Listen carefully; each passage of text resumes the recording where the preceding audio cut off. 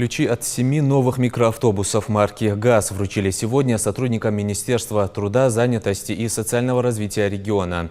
Транспортные средства, выделенные в рамках реализации нацпроекта «Демография», будут осуществлять перевозку лиц старше 65 лет, проживающих в сельских местностях, до больниц, амбулаторий и поликлиник. Напомню, что нацпроект «Демография» направлен в первую очередь на поддержку и повышение качества жизни людей пожилого возраста.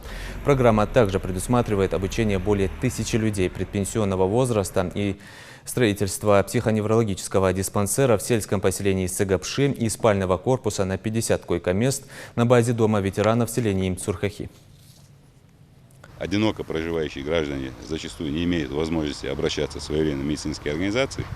А мы знаем таких граждан, поскольку их социально на дому обслуживаем, в период, момент необходимости, когда человек будет нужна будет обратиться в медорганизацию, мы будем его своевременно отвозить одного, двух, несколько человек. Наш соцработник обслуживает их на дому еженедельно, несколько раз в неделю, и он узнает его потребности, когда надо обратиться, или в больницу, или амбулаторию, или какое-либо иное заведение.